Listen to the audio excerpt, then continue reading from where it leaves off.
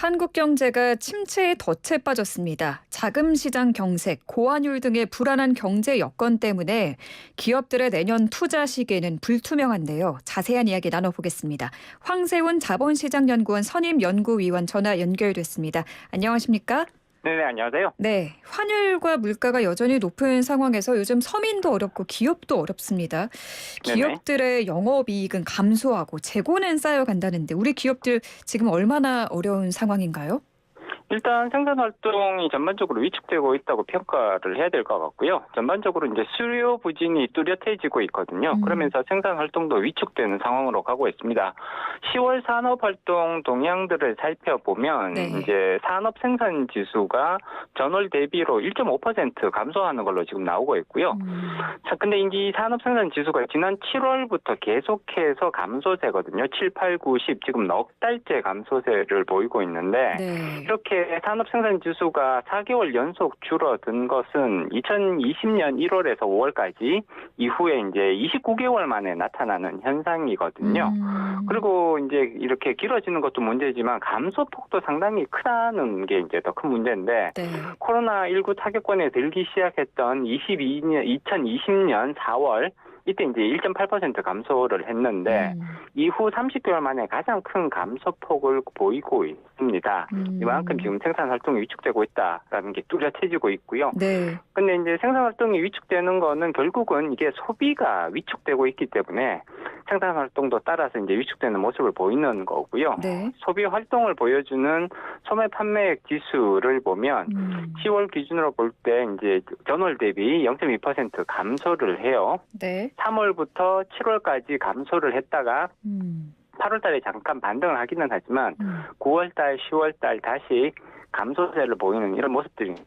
따라서 전반적으로 수요가 이제 수요 부진이 뚜렷해지고 있고요. 이게 영향을 받아서 생산 활동도 위축되고 있다고 평가할 수가 있죠.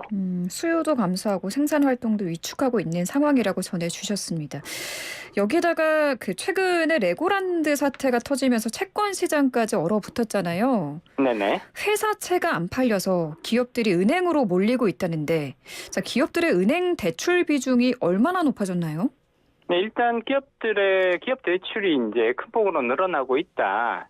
사실 이제 기업 대출은 아주 빠른 속도로 늘어나고 있고요. 반면에 가계 대출은 5대 시중은행을 중심으로 살펴보면 오히려 줄어드는 모습을 보이고 있거든요. 따라서 은행들의 대출이 지금 기업 쪽으로 많이 넘어가고 있다 이렇게 평가를 할 수가 있을 것 같아요. 5대 은행 기준으로 이렇게 살펴보면 대기업 대출은 올해 지금 이제 29조 원이 증가를 한 것으로 나오고요.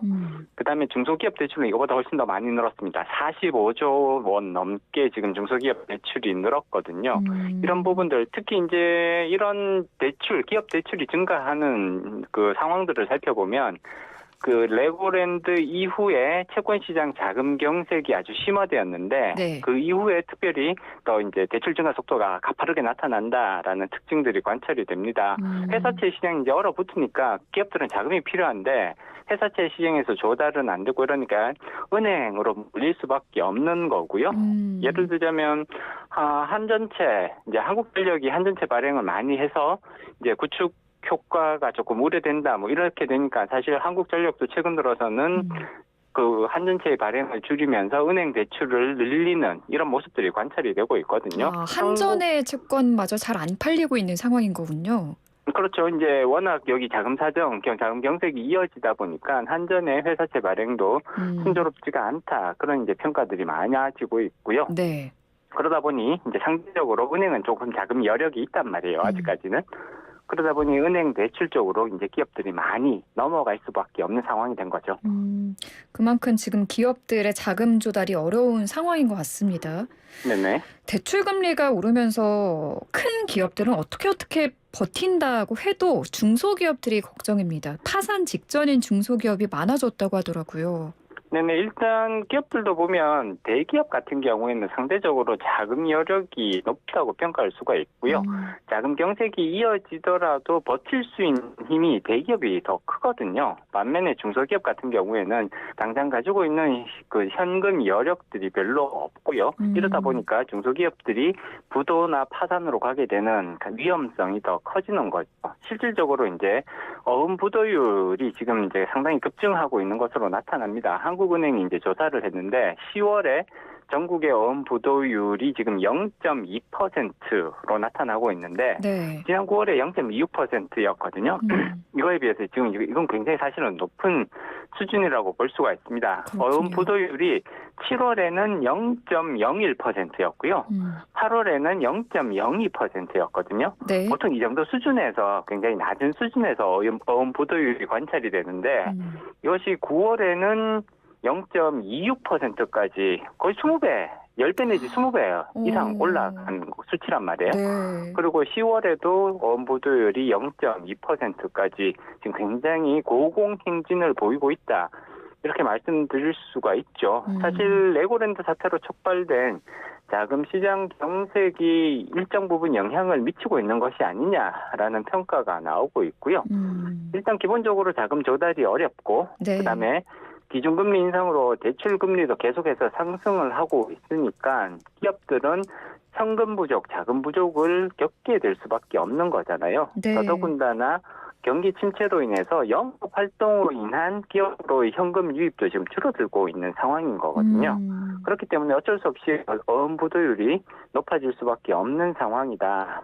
금액만 놓고 봐도 사실 이제 부도 금액이 8월에는 373억 원으로 집계가 됐는데 9월 같은 경우에는 4,678억, 그다음에 10월에도 3,913억 원이 지금 부도 금액으로 집계가 되고 있기 때문에 상당히 높은 수준을 계속해서 유지하고 있고 앞으로 더 높아질 그런 이제 우려들이 커지고 있는 거죠. 그러니까 어음 부도율이 지금 고공행진을 하고 있는 건데 이게 그만큼 우리 기업들이 위기에 놓여 있다라는 거죠. 네네, 그렇습니다. 상황이 이렇다 보니까 내년도 투자 계획을 마련하지 못한 대기업이 절반가량이 되는데 지금 가장 큰 원인은 뭐라고 봐야 할까요? 일단 고금리 상황 그리고 경기 침체 우려 이 두 가지가 기업들이 투자를 이제 주저하게 되는 가장 중요한 원인이라고 평가할 수가 있습니다. 기업들은 보통 투자를 할 때 자금을 빌려와서 빌린 돈으로 투자를 하는 것이 일반적인 모습이거든요. 네. 근데 워낙 이제 금리 수준이 높아져 있는 상황이 되다 보니까 지금 기업 어음 같은 경우에는 평균 금리가 5%를 이미 넘어가 버렸단 말이에요.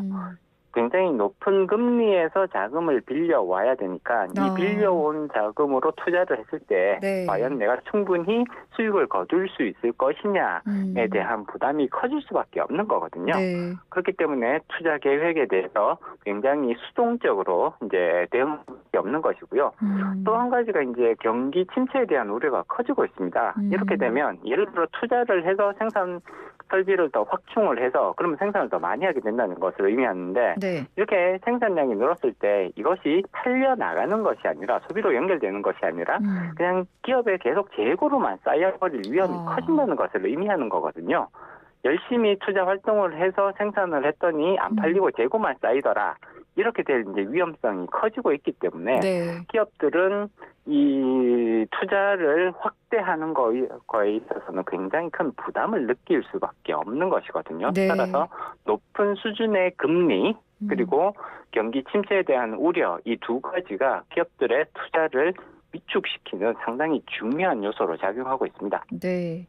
지금 금리가 올라서 대출 이자 부담을 느끼는 게 가게뿐 아니라 기업들도 상당히 그 어깨를 무겁게 짓누르고 있는 상황인 것 같습니다. 네네. 이런 가운데 화물연대 파업이 오늘로 13일째 이어지고 있거든요. 하루하루 시간이 갈수록 기업들의 손해가 커지고 있는데 지금 상황 어떻게 보시나요? 뭐 납기일자가 지연되면서 보상금, 지체 보상도 내야 하고 창고 보관료도 내야 하고 가뜩이나 힘든데 참 어려운 상황일 것 같습니다. 근데 이제 물론 지체 보상금이라든지 이제 창고 보관료가 추가적으로 더 든다 이런 문제도 있지만 사실 가장 중요한 부분은 일단은 차질 출하 이제 차질을 빚는다는 것이 오히려 가장 큰 문제점이라고 볼 수가 있습니다. 지금 화물연대 총파업으로 인해서 가장 크게 영향을 받는 업종을 보면 철강, 석유화학, 그다음에 정유, 시멘트, 자동차 뭐 이런 업종들이거든요. 네. 이런 업종들이 화물연대가 파업을 해버리면 결국은 출하를 시킬 수가 없단 말이에요. 생산은 해놓는데 그 생산해놓는 제품들 출하가 안 되기 때문에 거기서부터 오는 피해가 가장 큰 이제 중요한 부분이라고 볼 수가 있습니다. 물론 여기에 이제 지체 보상금이라든지 창고 보관료 같은 그런 추가적인 피해가 더 이제 같이 붙게 되는 거죠. 사실 지금 이제 경기 둔화로 어려움을 겪는 시기란 말이에요. 네. 내년 상반기, 길게는 내년 하반기까지 계속해서 경기 둔화, 경기 침체로 인한 어려움이 가중되는 시기인데 이렇게 화물연대 파업이 장기화로 가버리게 되면 결국은 국가 경제에 미치는 충격이 갈수록 커질 수밖에 없다.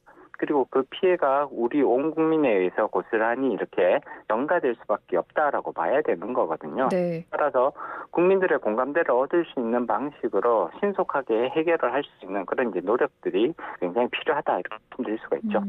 그나마 다행인 것은 업무 개시 명령이 내려진 시멘트 분야는 그 운송 복귀하는 분들이 늘면서 평상시 대비 88% 수준까지 회복이 된 것으로 뉴스가 들어와 있더라고요. 네, 가급적이면 신속히 해결할 수 있는 그런 방법들을 모색할 필요가 있을 것 같습니다. 네.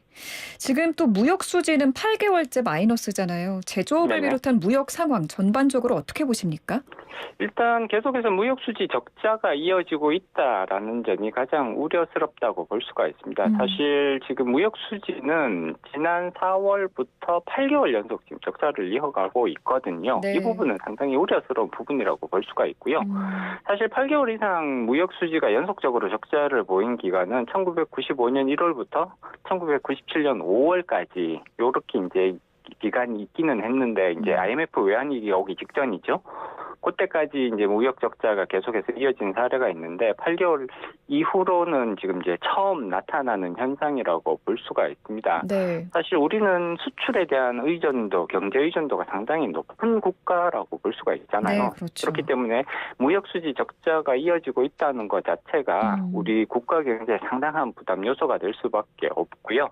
국가 경제의 건전성에 있어서 상당히 잠재적 위협 요소가 될 가능성은 충분하다고 볼 수가 있습니다. 지금 수출은 계속해서 감소를 보이고 있다라는 점, 반면에 수입은 계속해서 이제 증가세를 보이고 있다. 이제 수출은 줄고 이제 수입은 늘고 이러다 보니까 이제 무역 수지가 계속해서 적자를 보이는 거잖아요. 네네. 그래서 그렇기 때문에 특히나 이 수입이 계속해서 확대되고 있다. 이 부분이 사실은 조금 더 우려스러운 부분이라고 볼 수가 있습니다. 이제 수입에서 가장 크게 비중을 차지하고 있는 것이 사실 에너지 수입 비용이거든요. 네. 원유라든지 가스, 석탄과 같은 이런 에너지 수입 비용이 상당히 크게 증가를 하고 있는데 에너지 수입 비용은 왜 계속 늘고 있는 건가요?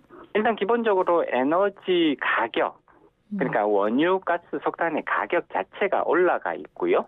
그다음에 환율도 지금 고환율이잖아요. 네. 원래 가격 자체가 올라가 있는 상황에서 여기에 고환율까지 적용되어 버리니까 에너지 수입 비용이 급증할 수밖에 없는 그런 이제 상황인 거죠. 지금 그 11월 수입액을 살펴보면 작년 11월 대비로 봤을 때 33억 달러 정도 증가한 걸로 나타나고요.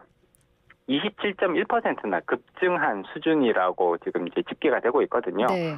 따라서 에너지 수입이 일정 부분 조금 이제 완화 내지는 줄어들 수 있다면 이것이 무역 수지 적자를 개선하는 데는 상당히 도움이 될 가능성이 높다고 봐야 될 것 같습니다. 에너지 수입을 상당 부분 억제할 수 있는 그런 이제 방안들을 조금 모색할 필요성이 있을 것 같습니다. 알겠습니다. 임금발 물가 상승 이슈가 나오고 있더라고요. 저는 사실 혼자 생각했을 때 물가가 오르면 임금도 오르는 게 당연한 게 아닌가 생각이 들거든요. 근데 이제 물가가 오르게 되면 보통은 이제 실질 소득은 떨어지는 효과가 발생을 하거든요. 네, 그렇기 그렇죠. 때문에 근로자들은 물가가 오른 만큼 나의 임금도 올라야 된다라고 당연히 이제 그런 주장들을 할 수밖에 없을 텐데 임금이 오르게 되면 이것이 다시 또 원가 상승 압력이 되는 거거든요. 그렇기 때문에 물가 상승, 그 다음에 나타나는 임금 인상, 그리고 임금 인상이 다시 또 물가를 상승시키고요. 이것이 또 다시 임금 인상을 불러오는 이런 악순환이 악순환으로 반복이 되는 거네요. 그렇습니다. 그렇기 때문에 사실 임금이 얼마만큼 계속해서 오르고 있느냐는 향후 물가 상승이 얼만큼 계속해서 이어질지를 예상할 수 있는 굉장히 중요한 요소가 되는 거거든요. 네. 더더군다나 지금 이제 물가 상승은 그러니까 임금 인상에 따른 물가 상승뿐만이 아니라 중간재 비용이 동시에 상승을 하고 있는 그런 국면에 있단 말이에요. 보통 일반적으로 임금 인상이 발생하는 그런 구간에서는 중간재 비용이 그렇게 많이 상승하지 않는 것이 이전의 일반적인 모습이었습니다. 그런데 최근 들어서는 다들 느끼시겠지만 국제적인 원자재 가격이 다 상승하고 있잖아요. 네. 그런 상황에서 임금까지 높아지고 있는 이런 모습들이 양쪽으로 나타나다 보니까 인플레이션에 대한 압력이 임금에서도 오고 그다음에 중간재 비용의 상승에서도 오고 그러다 보니까 예전 같았으면 임금이 예를 들어 10% 정도 상승했을 때 이것이 최종적으로 물가 상승으로 이어지는 부분이 그렇게 크지는 않았거든요. 당연히 있기는 했지만 크지는 않았는데 지금은 임금이 10% 상승했을 때 결국 이게 물가 상승으로 전가되는 부분이 예전에 비해서는 10배 이상 높게 나타나고 있다. 많은 경우는 20배까지도 나타나고 있다. 이렇게 말씀드릴 수가 있거든요. 네. 따라서 임금 상승이 계속해서 이런 이제 이어지게 된다면 결국은 이것이 인플레이션을 계속 높이는 요소.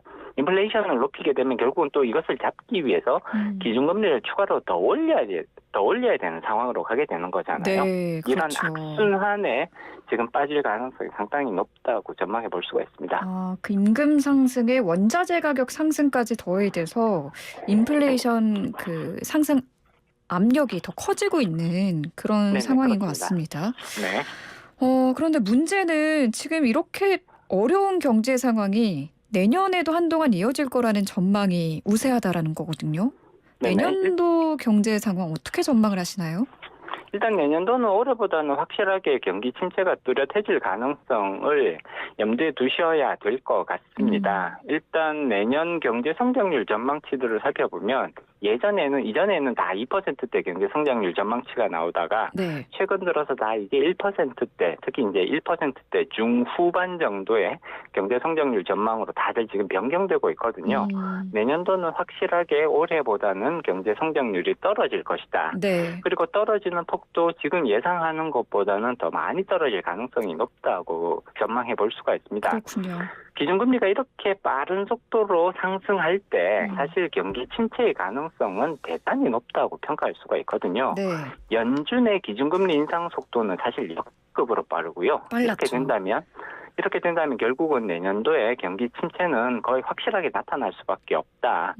개인적으로는 내년 경제 성장률은 1%대 초중반까지 하락할 가능성도 우리가 염두에 둘 필요성이 있다고 생각됩니다. 그렇게 된다면 결국은 이런 것들은 기업의 매출과 영업이익에 부정적인 충격을 주는 것은 불가피하다고 봐야 되는 것이고요. 네. 그리고 자금 사정은 내년 상반기까지는 계속해서 나빠지는 방향으로 흐를 가능성들이 높다고 예상해 볼 수가 있단 말이에요. 이렇게 된다면 결국은 기업들은 비용은 줄이면서 보수적인 관점에서 경영 판단을 내릴 필요성이 더욱더 커지고 있다라고 말씀드릴 수가 있을 것 같고요. 네. 부채 활용은 가급적으로 최소화시키고 오히려 이제 부채 상환에 조금 집중하면서 비용을 최소화하는 그러면서 이제 계속해서 이제 최소한의 그런 영업 이익을 감안해서 이제 이렇게 그 손실을 최소화하는 이런 전략에 오히려 집중할 필요성이 있을 것 같습니다. 네, 기업들의 자금난 내년에도 이어질 것이고 여기에 대한 기업들의 대비책까지도 짚어주셨습니다. 오늘 말씀 여기까지 듣겠습니다. 감사합니다. 네, 고맙습니다. 네, 지금까지 황세훈 자본시장연구원 선임연구위원과 함께했습니다.